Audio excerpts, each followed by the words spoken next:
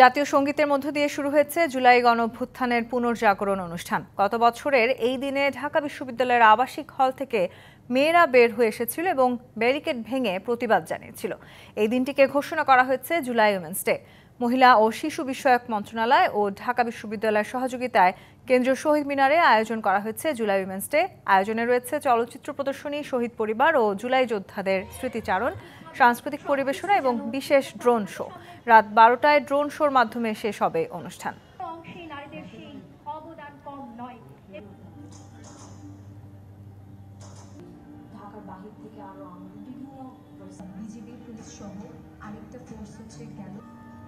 দর্শক, এই আয়োজন নিয়ে আরো বিস্তারিত জানাতে কেন্দ্রীয় শহীদ মিনার থেকে যুক্ত হচ্ছেন আমাদের সহকর্মী সৌরভ বাপ্পা। আমরা সরাসরি যুক্ত হচ্ছি বাপ্পার সাথে।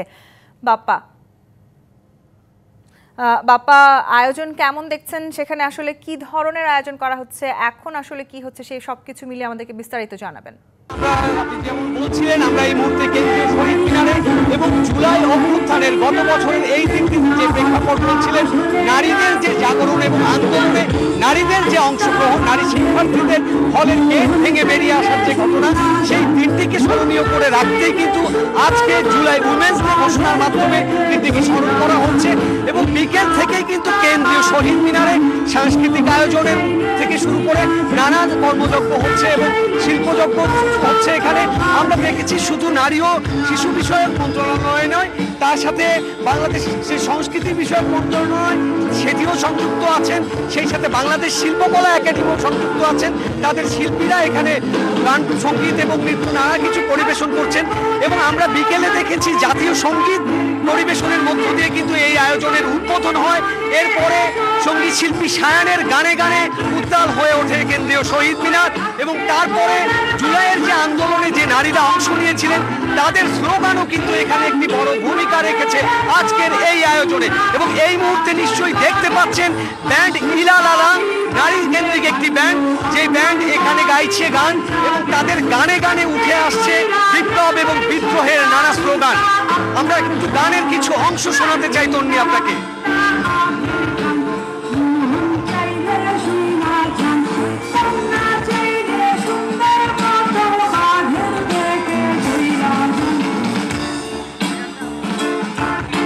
তনি দেখছিলেন ইলালালার পারফরমেন্স এবং তারা কিন্তু গান গাইছে এবং আরো অনেক শিল্পী আছেন। আমরা জানি যেমন কিছুক্ষণ পরেই এখানে মঞ্চে উঠবেন সঙ্গীত শিল্পী এলিটা করিম এবং সেই সাথে পাশা মেজাবিন সহ অনেক তারকারাই এখানে থাকবেন। এবং সেই সাথে রাত 12টায় ড্রোন শোর মধ্য দিয়ে বর্ণাঢ্য এই আয়োজন সমাপ্ত হবে এবং আগামী 18ই জুলাই হাতিরঝিলের অ্যাম্পি থিয়েটারে এই অনুষ্ঠানের পরবর্তী যে অংশ সেটি সম্পন্ন হবে। এই মুহূর্তে কেন্দ্রীয় শহীদ মিনার থেকে আজকের এই আয়োজনের এই ছিল সর্বশেষ সংবাদ। ধন্যবাদ আপনাকে বাপ্পা। দর্শক, আমাদের সহকর্মী সৌরভ বাপ্পা যুক্ত হয়েছিলেন কেন্দ্রীয় শহীদ মিনার থেকে, জুলাই উইমেন্স ডে আয়োজনে বিস্তারিত জানাচ্ছিলেন।